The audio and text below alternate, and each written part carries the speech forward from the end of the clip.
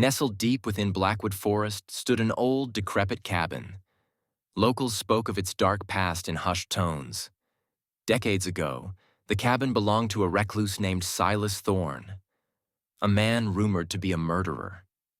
One stormy night, Silas vanished without a trace, and the cabin fell into disrepair.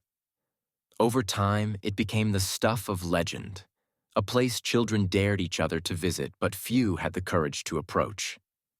Mark, Sarah, and their friends, Jason and Emily, were thrill-seekers with a penchant for urban legends. On a cold, foggy evening, they decided to explore the cabin and spend the night there, eager to debunk the ghost stories once and for all. They packed flashlights, sleeping bags, and enough snacks to last them through the night. As they made their way through the forest, an eerie silence enveloped them, broken only by the crunching of leaves underfoot. "Are we really doing this?" Emily asked, her voice tinged with nervous excitement. "Absolutely," Mark replied, grinning. "What's the worst that could happen?" Did they explore the rest of the cabin? The group split up, Mark and Sarah heading upstairs while Jason and Emily checked out the ground floor. As Mark and Sarah ascended the creaky staircase, they heard a faint whispering sound. They paused, exchanging uneasy glances. "Did you hear that?" Sarah whispered. "Probably just the wind," Mark replied, though he didn't sound convinced. Upstairs, they found a series of small, empty rooms. Dust-covered floors and peeling wallpaper spoke of years of neglect. In the last room, they discovered an old journal lying on a rickety desk. Mark picked it up and blew off the dust, revealing the name Silas Thorne scrawled on the cover. "Guys, you need to see this," Mark called out. Jason and Emily joined them, and they gathered around as Mark opened the journal. The pages were filled with incoherent scribbles and disturbing drawings. Silas had documented his descent into madness, with the final entry reading, "The voices won't stop. They're telling me to do terrible things." A chill ran down their spines. As they processed the journal's contents, a loud thud echoed from downstairs. They froze, hearts pounding. "Did you hear that?" Emily asked, her voice barely a whisper. Jason nodded. "We should check it out."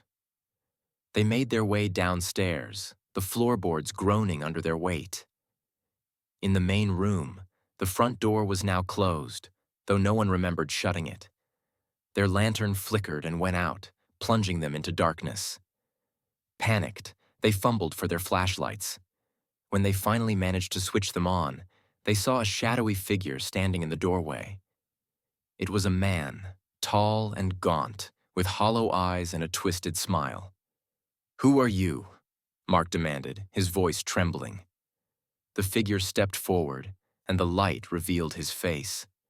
It was Silas Thorne, or what was left of him. His skin was pale and stretched tight over his bones, his eyes filled with madness. "You shouldn't have come here," Silas rasped, his voice like nails on a chalkboard. "The voices told me you'd come. They want more blood."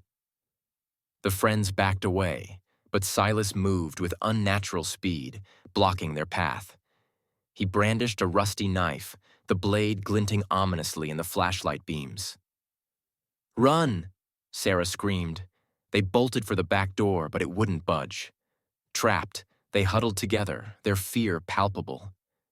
Silas approached slowly, savoring their terror. Desperation took hold. Jason grabbed an old chair and swung it at Silas, but the chair shattered against him as if he were made of stone.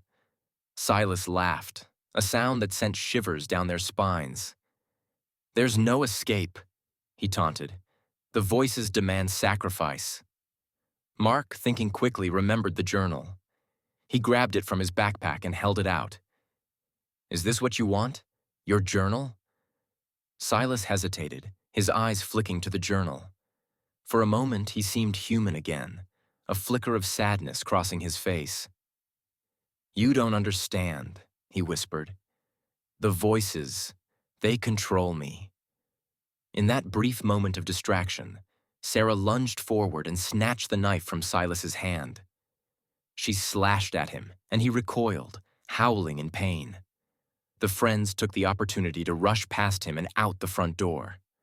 They ran through the forest, branches scratching at their faces, the sound of Silas's anguished screams echoing behind them. They didn't stop until they reached the edge of the woods, breathless and terrified. Back in the safety of their homes, they tried to make sense of what had happened. They reported the incident to the authorities, but when they returned to the cabin with the police, there was no sign of Silas. The cabin stood silent and empty, as if nothing had ever happened. The journal, however, remained. Mark handed it over to the police, who promised to investigate further. The friends never returned to Blackwood Forest, and they never spoke of that night again. Years later, the legend of the abandoned cabin persisted, growing darker with each retelling. Some said Silas still roamed the woods, his soul bound by the voices that drove him mad.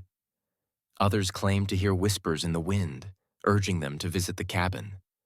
But those who knew the truth stayed far away, haunted by memories of that cold, foggy night and the murderous specter that had nearly claimed their lives.